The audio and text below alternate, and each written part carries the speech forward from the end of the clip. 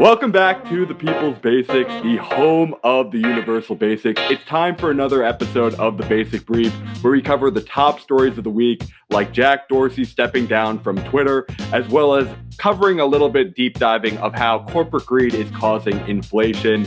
And at the end, instead of doing our normal mailbag, this time we're going to be doing some announcements of the future of the People's Basics content. Without further ado, let's pass it over to Matt to cover Jack Dorsey stepping down and some of the implications of that.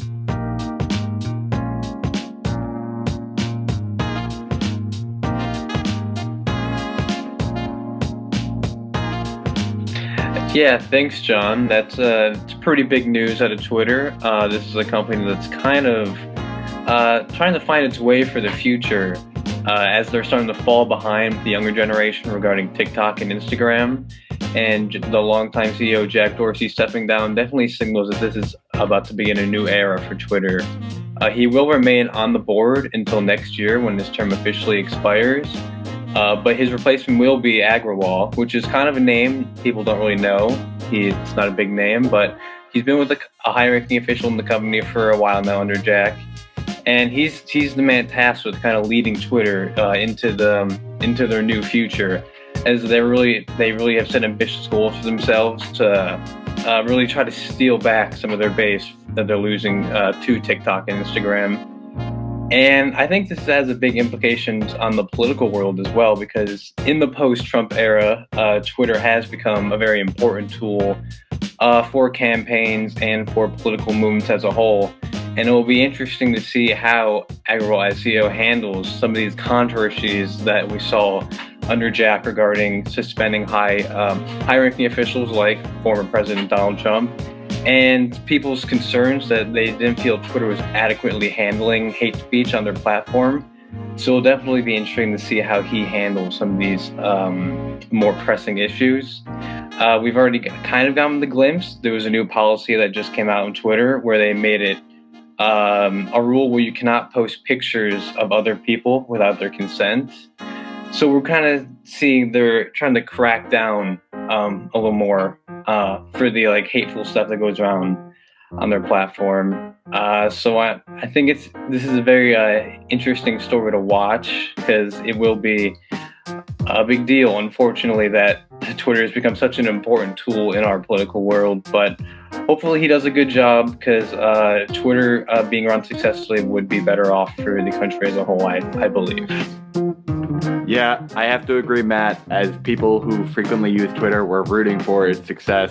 And, we are hoping that it's in good hands. There's some concerns around whether they'll change certain policies on censorship or whatever. But this is going to be an interesting watching period. There's been a lot of CEOs who have been stepping down. And that really gets into the subject that I want to talk about, which is we've been talking so much in the news around the subject of inflation. We've had on the year a general increase of consumer prices around 6.2%. And we get all sorts of reasons that are going into this, whether it be just general supply chain issues at our ports, whether it be people not wanting to work, whether it be the stimulus payments being the big deal. But very rarely do we have people actually talk about corporate greed being a cause. And I want to talk about it in a couple ways. We have seen in the recent news, which is the story that I'm highlighting today, recognition of record high profits for basically all industries in America beyond the financial services industry. Profits were up 37% from a year earlier coming out of the Commerce Department. And we're seeing that the general share of the wages that we are getting, the actual amount of income that goes to labor, is now starting to precipitously drop in 2021. We have been seeing a general growth in this share of labor that we were getting from 2014 onward. And in this year, we have seen it drop down to a rate of around 59.6%. Now, this rate is still higher than some of these rates that we were facing in 2014 towards the end of the Obama era. but it pales in comparison to 2005 onward, where we've seen more and more of the income go away from labor and into capitalist hands. We are now seeing that more people are not wanting to work because they don't feel like they're getting the proper share for their time. We're seeing this come more and more into the mindset of, I need something that's going to actually get the bills paid compared to some of the current benefits that they're receiving. If that's the case, we need more people to step up to try and cover these costs. Currently, of S&P 500 companies, 80% had beaten their expected profit margins for the past quarter. We are seeing billionaires, of the 700 of which were in America, get $2 trillion richer during the pandemic. And we're seeing more and more of the money that these companies are taking in that they're not paying into the tax system go into instead buybacks of shares. We are seeing record high stock buybacks to the tune of roughly $22 billion every single week. And at this point in the year, a little over $1 trillion in total. When that happens, it's just taking the money out of the company, out of the ability to pay the labor or invest in new forms of productivity to increase supply, and it puts it back into investors' hands. And we are seeing this increase year over year, and this year has just been the highest amount. Am I saying that this is the sole reason of inflation and that there is nothing to do with monetary policy or general desires to work? I'm not saying that this is the only reason, but it is so often that our media completely ignores that these companies did not need to raise their prices. If they were being smart and trying to keep market share where they were in fair environments instead of being such dominant, near monopolistic forces, they would not be raising prices to reach record levels of profits. They would be trying to keep their share, and that money would not be rising prices. It would be them keeping their same profit levels as they had before. So that's the story that I wanted to highlight this week when it came to general inflation. I do not see nearly enough people talking about this notion of they didn't need to raise the prices. They wanted to because they wanted more money for their shareholders.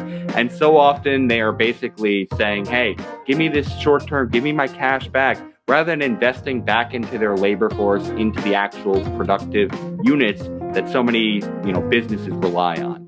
So I think this is important, and I don't see enough people talking about this. I hope more will do it in the future. We're going to continue doing this, and I have a whole series of pieces coming, more tailored to this month's theme of sustenance. So I'm going to be talking about this more in upcoming videos, as well as in an article soon when it comes to the agriculture industry and how there's been so much consolidation here and how it's been driving food prices to the highest level in 10 years. But before that, we want to keep this brief. It's the basic brief. We want to get to some final things, and that's announcements. So we got some announcements when it comes to content here at the network. We are going to be, instead of having our normal Q&A at the end of each basic brief, we are going to be removing that and having it as a separate segment. We want to incorporate more people from the network, and we're going to be having regularly on the program to answer your questions from the audience. Jackie coming back on with us to answer all the questions from you in the community as a separate format. We want to go into more people's questions rather than doing one each time. And so we want to encourage you all to please make sure that you are sending us your questions. So we want to encourage you to please make sure you check the description section to be able to make sure that mailbag questions are being sent to us when we start this new segment off in the new year. On top of that, we are going to be bringing back more short form videos. We've done a lot of lengthy commentary videos in the past, and so we want to make sure that we are bringing things that are highly shareable, that are on more specific topics, and that are not as much you seeing us. We're going to be using a lot more stock footage, making explainers on these basic subjects so that we all know what's going on. And this format, we're going to be focusing on trying to make sure that we're amplifying more good causes related to the subjects of the month each week so that causes that you can support. We want to use these formats to do more good. And so we are using our platform more in the sense of amplification rather than trying to organize all under the People's Basics network. We want to make sure that the People's Basics is amplifying so many networks, that we are the bridge to connecting us to so many different causes. And so for this week, one of the groups we want to recognize is Farm Aid, and we are going into Agriculture Month. And so we need people who are advocating on behalf of farmers who know that there is too much corporate consolidation within the agriculture industry and who are calling out these trends. So if you want to look into more data regarding corporatization of our agriculture, please check out Farm Aid. We're going to be including that in the description as well, so that you can get connected to those causes. And the final announcement that I have for you all today is we have membership plans. We have had this on the low. We wanted to make sure that you all know about it. We've had it as an option only recently where YouTube is giving memberships. So if you want to get badges and all sorts of features in addition to premium content, we encourage you to join the Universal People. It costs only $1 a month. We're going to be growing that over time of more options for higher and higher levels of premium. But for right now, we want to make sure that it is affordable to join the movement and really be supporting us, because we need the funds to be able to grow this cause so that we can bring more people into this movement to work full-time or part-time. And we would love to have your support. So please consider becoming a member today. That being said, Matthew, do you have any final words today for the basic brief for our audience? Just that I hope they watch the new format and starting next year. I think it's going to be really good. I think we're starting to figure things out here, and we appreciate any and all feedback. This is a trial and error process, and we want to make sure we're producing the best content possible for all the fans out there. Yes, I wholly echo that. We are looking for your feedback. We want to know how we can best promote the Universal Basics, and so if you do want to get involved in that as well, please, again, check the description section, go through the link tree, and get to our Discord. That's where we're organizing. That's where we're getting your feedback. And so we hope that you'll join there and support the cause of the Universal Basics. So this has been another episode of The Basic Brief. Thank you all for tuning in and hearing about the top stories of the week. We got so much more to come, and we're looking forward to getting organized in 2022 with these new announcements we just made today. Thank you again. We will see you all next week.